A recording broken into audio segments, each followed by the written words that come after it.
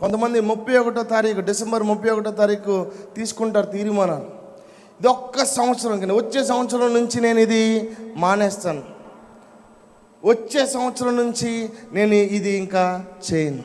ఈ కొత్త సంవత్సరం చేసే ప్రార్థనలు ఎంత అబద్ధ ప్రార్థనలు అంటే, చాలామంది తీర్మానాలు చేసుకుంటారు, వచ్చే సంవత్సరం 31తో లాస్ట్ 1వ తారీఖు నుంచి ఇంకా నేను చేయను.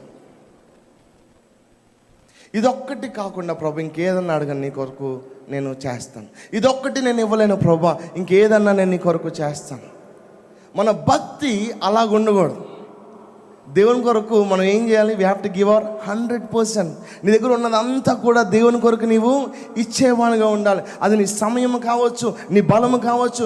పరిచర్య చేసే విషయంలో కూడా నీ నిండు మనసుతో నువ్వు పరిచర్య చేసినప్పుడు దేవుడు నిన్ను దీవిస్తాడు. హల్లెలూయా. మనం చేసే ప్రార్థన కావచ్చు, భక్తి కావచ్చు, నిండు మనస్సుతో. అప్పుడప్పుడు చర్చెస్లో అనౌన్స్ చేస్తా, ఈ మాట వచ్చినప్పుడు నేను చెప్తా ఉంటాను, దేవునికి ఇచ్చి శోధించండి అన్న మాట చెప్తారు. ఆ మాట చెప్పి నేను అంటాను, నా దేవునికి ఇచ్చి శోధించాల్సిన అవసరం లేదు. నా దేవుడు రుణం ఉంచుకునే దేవుడు కాదు, నా దేవుడు మర్చిపోయే దేవుడు కాదు.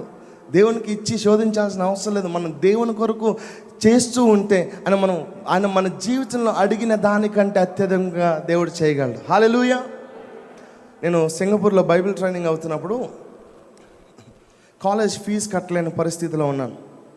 అయితే అప్పటికి ఒక 2 వారాలు అయిపోయింది. నన్ను ఆఫీస్ రూమ్లోకి పిలిచి మీరు ఫీజు కట్టాలి, ఒక వారం రోజుల్లో ఫీజు కట్టాలి, లేకపోతే ప్రాబ్లం అవుతుంది అన్నారు.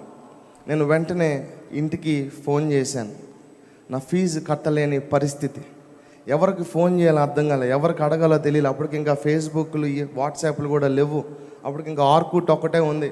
మా మమ్మీ డాడీలు ఎవరికి ఆర్కుట్లు లేవు. ఎలా మాట్లాడాలో తెలియదు, ఏం చేయాలో తెలియదు.